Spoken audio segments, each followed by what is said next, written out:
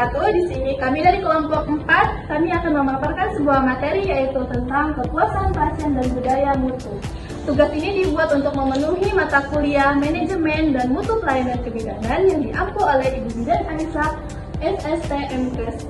Di sini saya sendiri Hani Handayani sebagai moderator dan teman saya yaitu Nurmutia Hafizah, Salsabila, Zahra Ramasari, Fitri, Yustiana Wulandari, dan Wanda Asti Hamidah. Baik, untuk materi nanti akan dipaparkan oleh teman-teman saya. Untuk mempersingkat waktu, langsung saja kita lihat teman-teman saya yang akan memaparkan materi. Selamat menyaksikan. Kepuasan pasien. Apa sih kepuasan pasien itu? Kepuasan pasien adalah penilaian pasien terhadap pelayanan kesehatan yang telah dia terima dibandingkan dengan harapan yang dia miliki sebelum menerima pelayanan kesehatan. Nah, kepuasan pasien merupakan indikator penting kualitas layanan dan loyalitas pasien. Selanjutnya, mengapa penting untuk kepuasan pasien? Untuk meningkatkan keselamatan pasien, kepatuhan pengobatan, retensi pasien, citra organisasi, dan juga efisiensi operasional.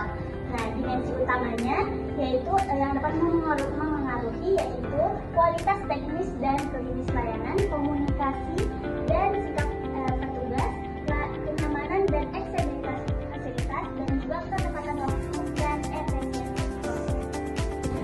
Nah, beberapa metode pengukuran kepuasan pasien menggunakan alat dan juga teknik.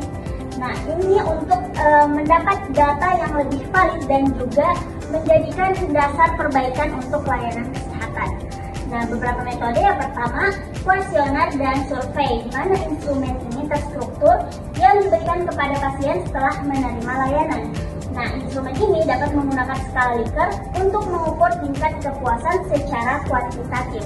Selanjutnya adalah wawancara mendalam, di mana pengumpulan data ini melalui percakapan langsung terhadap pasien untuk memahami pengalamannya dan juga harapan dan keluhan pasien secara mendalam.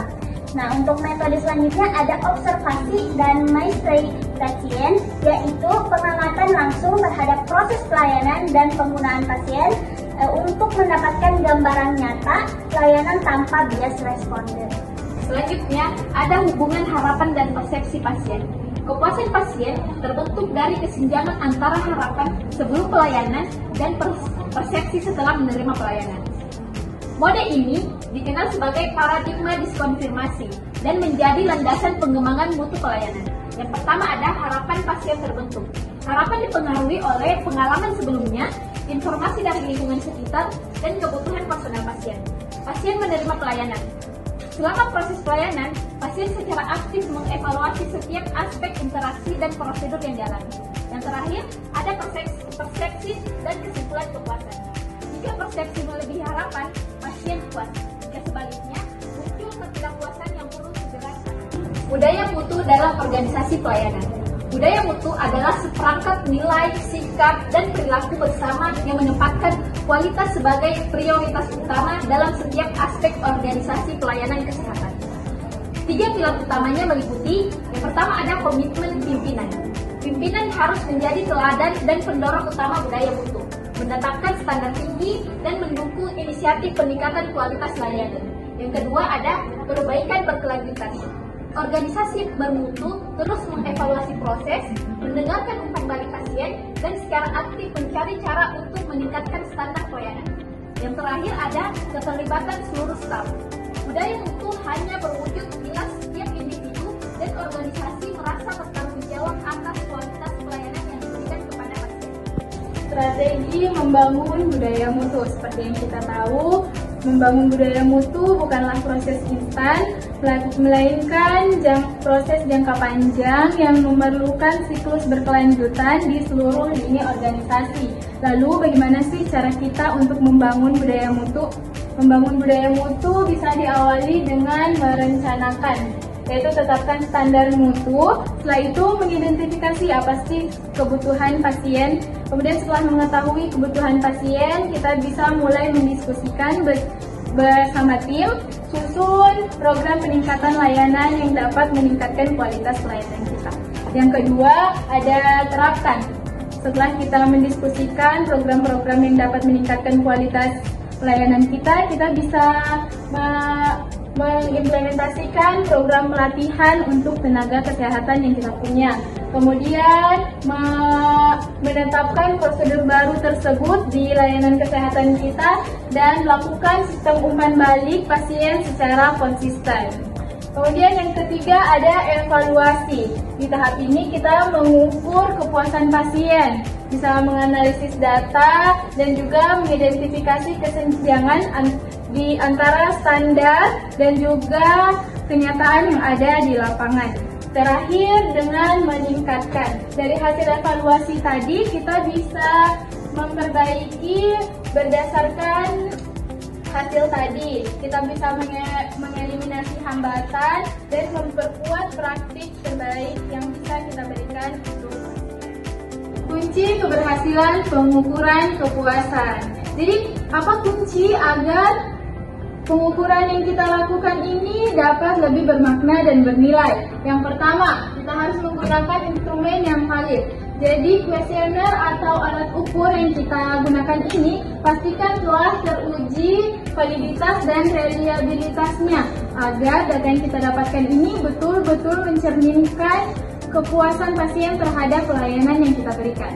Kemudian, lakukan pengukuran berkala.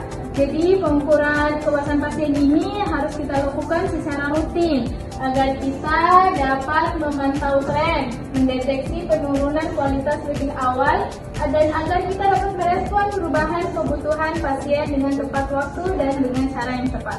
Kemudian libatkan pasien secara aktif.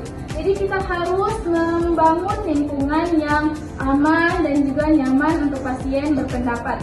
Karena keterbukaan dan kejujuran pasien dapat membantu tenaga kesehatan untuk membangun pelayanan diberikan agar lebih berkualitas.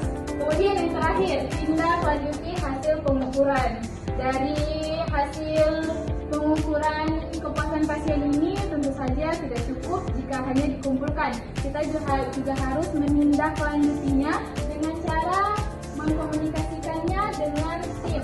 Jadi kita diskusikan dengan tim dan tetapkan rencana aksi konkret serta terukur yang dapat membantu pelayanan kesehatan yang kita berikan, fasilitas kesehatan kita lebih maju dan berkualitas. Selanjutnya ada hambatan umum dan solusi strategis, di mana di setiap pelayanan kesehatan pasti memiliki kendala saat melakukan perubahan ke arah yang lebih baik lagi. Kita harus tahu hambatannya apa untuk mencari solusi yang tepat. Di sini hambatan yang pertama yaitu resistensi terhadap perubahan atau penolakan perubahan, di mana staf dan pemimpin kadang sudah nyaman dengan cara lama. Oleh karena itu mereka menolak untuk melakukan perubahan. Kita bisa mengatasinya dengan cara yaitu komunikasikan tujuan dan manfaat perubahan secara transparan. Karena dengan kita mengkomunikasikan secara jelas, itu bisa membuat mereka untuk lebih percaya mengapa perubahan tadi terjadi. Yang kedua, libatkan staf dalam proses perencanaan mutu. Kita bisa libatkan untuk mereka merasa dihargai. Dan juga berikan pelatihan dan pendampingan yang memadai. Karena kita bisa melakukan pelatihan kepada staf yang ada untuk menambah skill mereka. Keempat, yaitu rayakan pencapaian kecil sebagai motivasi. Dengan kita melakukan perayaan pada saat tujuan, itu kita bisa membangun semangat motivasi. Hambatan umum yang kedua yaitu keterbatasan sumber daya. Terkadang bukan orangnya yang kurang, tetapi tenaga dan juga biayanya.